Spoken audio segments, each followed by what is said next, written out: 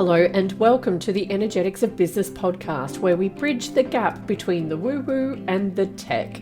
My name is Michelle Douglas and I'm an energetic alignment expert helping entrepreneurs to tap into their inner power and create a business that flows with ease and authenticity.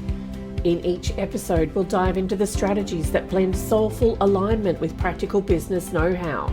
Now, let's dive in and align your business from the inside out. Hello there, my name is Michelle Douglas and I am from energeticsofbusinesshub.com, and today we're going to be talking about how to attract more clients without begging your guides for a sign. Have you ever done this? You ask your guides for a sign that you're on the right track, or that the outcome's going to be a positive one, or something's going to happen that will make your life better, and you don't necessarily receive the sign that you actually want. And that's, I guess, doing mediumship that I have and being trained in psychic work and things like that as well.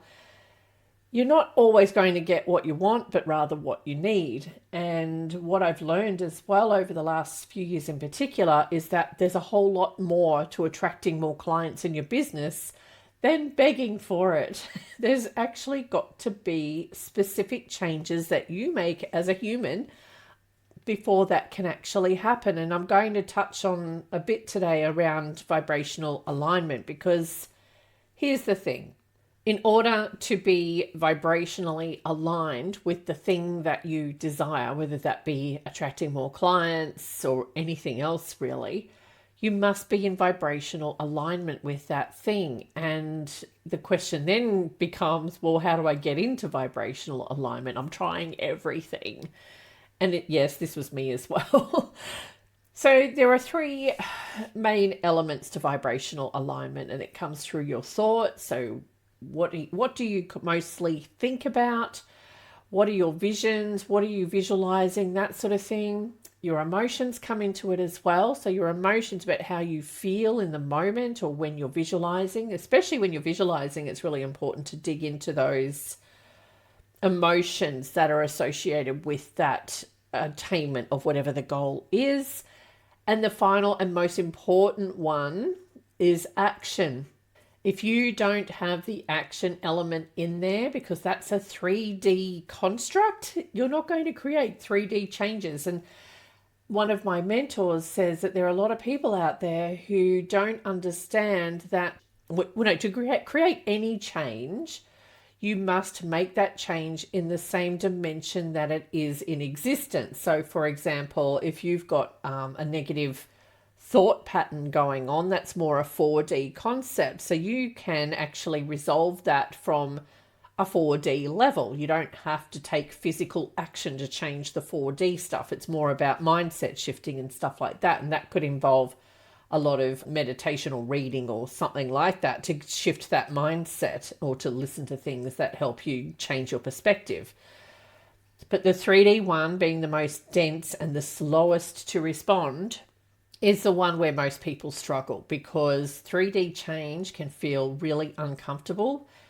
And sometimes it can cause little explosions in your life, metaphorically speaking. And sometimes it can actually cause big drama. And I've had that experience personally myself. So what do we do to attract more clients?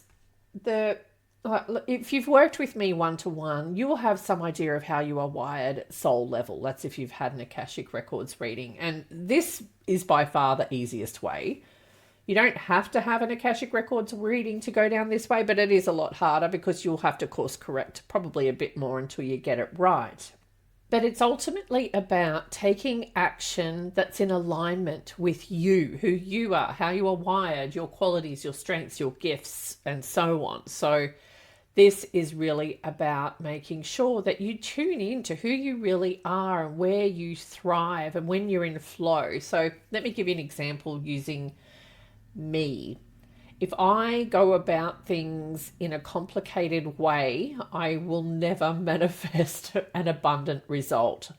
I am wired for simplicity, to keep things concise. And if I make these videos and podcast episodes too long, I am actually doing myself a disservice. I will not thrive if I do that, because one of my, what would you call it? weaknesses, so to speak, in my wiring is self-expression. I'm not very good at giving you the fluff or the context or anything else. I'm more a step one, do this, step two, do that, step three, and go and do that one. And as long as what I am doing in my courses and things like that is set up in that particular way, I'm all good. But if I'm doing it in a way that requires me to spend hours and hours talking, no, I will not thrive. Another thing as well is for my larger, I think it's my 3-month package clients, I actually give them a manifesting blueprint as well. And what that actually does is show the client how they as an individual is wired to manifest. So it's not about just doing life, it's about manifesting. And one thing for me, one of the comparatives that we get rated on tells me that I need to do things for me a lot more often than I do to manifest the abundant result. So it could be that I go away and meditate for 10 minutes because I don't often do it. So it's uncomfortable for me and it's outside my comfort zone because I'm like, yeah, but I'm so busy. I've got this stuff to do over here. So it doesn't feel good to make that decision. I always feel good during and after, but beforehand, I keep trying to put it off because I have other priorities, right? Now, one example was when I actually did that, and I actually did that while I had my feet on the ground, on the earth in the backyard, and about 3 hours later, I had 3 new client signups. And that action had nothing to do with business, obviously. But what actually did happen was enough of an energetic shift to align me with having more clients come on board. So you just never know. So yeah, so when I work with a client one-to-one, we can actually nut down where you are on the scale across the what we call the energy center matrix and what you need to be doing more of, what you need to be doing less of, so that you can get yourself into alignment before you take the action. And that way, when you take the action and it's aligned action because you already know what's in alignment with you or not, you are more likely to create that abundant result and see more clients coming into your business, for example. Now, let me give you an example of one where it won't work. I have a certain cohort of clients who are not wired to do stuff that involves their mind. They are more people like physical type people. So they're more often than not like fitness trainers, people like that, who are all about the physical. And if I were to tell them that they've got to spend 3 hours a day writing content for their business, they would ultimately fail. They are not wired to do that. So to give them something to do like that will never work for them. And then you've got others who are, I'm just trying to think of another one. Oh yes, I've got another group of clients. I've actually got a lot of clients that are wired this way. If they are setting up their days in a rigid schedule, that's never going to work for them because they're in that obligation energy. And when they're in obligation energy, they will never thrive. So yeah, so there's a whole range of actions that will benefit some and not others. And this is why, I don't know if you've ever noticed this, if you've ever done a course on how to get $10,000 a month coming into your business, rah, rah, rah, all of that sort of thing. Like I see them all the time and I have people trying to sell them to me all the time. But the thing is, those courses and programs will only work for a select few because if you're not in alignment with the person teaching it who's saying they have this proven model because they were able to do it following that process, if they're not wired the same way as that person, they're not likely to get the same results. And unfortunately, that's just the way it is. And this is why what I do is tailored specifically to the person, because one bit of advice or guidance I give to this person over here will be completely different to the advice or guidance I give the person over here. So yeah, there's no one size fits all. Sorry, it's just the way it is. So yeah, so how do you attract more clients without begging your guides for a sign? You get your thoughts and emotions into alignment with what you want. So that could be visualizing, and actually this is something I told a client yesterday, is jump 6 months ahead and pretend that everything you've ever wanted has already happened, and bring all of your senses into this. So you touch, taste, smell, and so on. So you can Feel how you feel. Imagine yourself, you might be sitting outside, feeling the sun on your face and thinking about how wonderful it is you've got all these new clients now, and just go into that whole scene and feel your feet on the ground and or your bum on the seat or whatever it is, right? Get into that and bring in the emotion as well. So how do you feel emotionally as well as the physical feelings? And then you may have a little bit of a think about, well, how did you get there? What did you do that is completely different to what you were doing today? So the thing is, if you're not where you want to be right now, something has to change. You need to become that future version of you who already has what you want. So what does that version of you do physically in their action that you're not currently doing?